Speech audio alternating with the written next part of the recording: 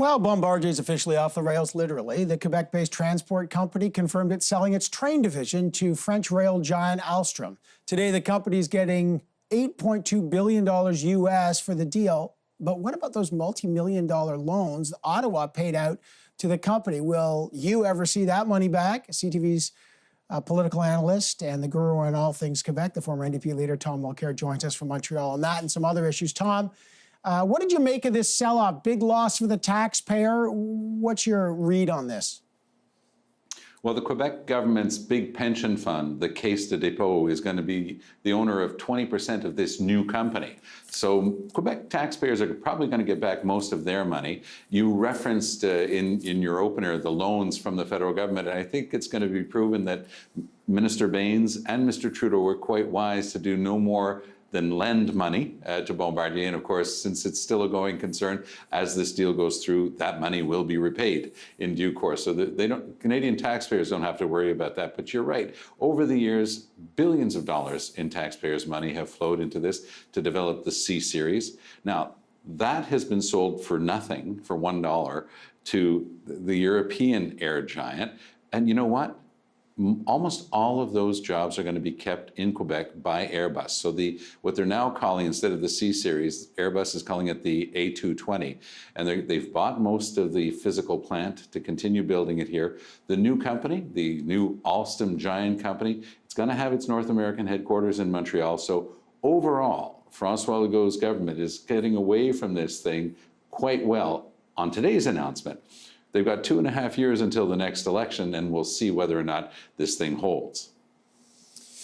I mean, here's what I can't figure out. In 2017, the Trudeau government gave them a $370 million loan for the C-Series. They sold that thing for $1 in exchange for keeping the jobs here. Then the board of directors, which is essentially the Baudouin family, you know, the guy, his nephew, his uncle, his father, his brother-in-law, they were going to give each other, everyone, a 50% raise. They had to back down because the public went bonkers on that thing. Now they're selling the train division. They got $1 billion from Quebec.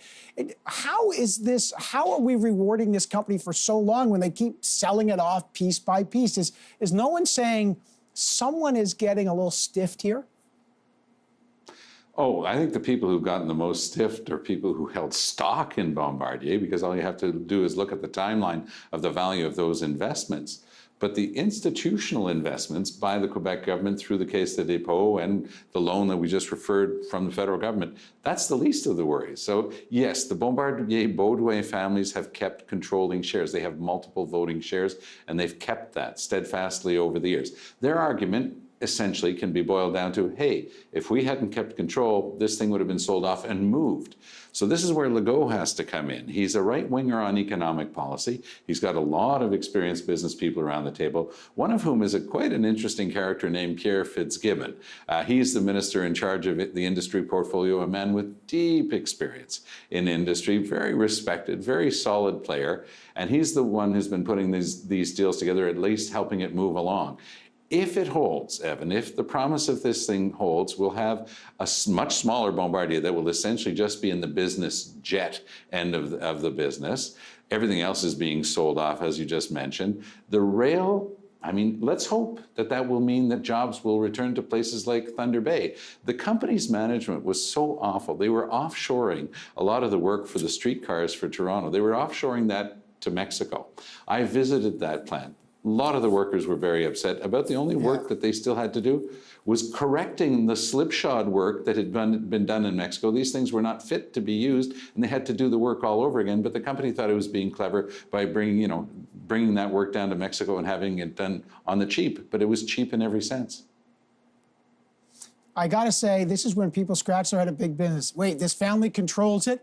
3 years ago, they were de-risking their nasty debts that they couldn't, and their lack of profits by getting $1 billion loan, $370 million loan, $3 billion over the years. They've sold it off. It's a shell of its former self, and they're declaring victory. I don't know, Tom, it seems like in some business worlds, gravity falls up. I don't get it. I'm being candid here.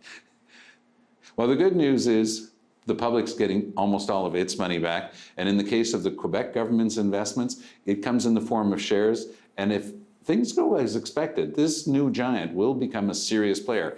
And the chronic mismanagement problems of Bombardier should be able to be solved because Alstom is a very well-run company. So who knows? Maybe the order book, and there were a lot of things on order with Bombardier, will now be managed properly by this new French giant that will include Bombardier. Might work out, Evan, but we've had enough ups and downs. I'm going to be cautiously optimistic, let's just say. All right, I agree with you on cautious. Tom Mulcair, just always a pleasure to have you here to explain this stuff to us. And as Tom was just telling me before we went on air, there's protests at McGill University in solidarity with the Wet'suwet'en Nation. So this is happening in every city here in Ottawa as well. Tom, great to have you on the show. Always appreciate it.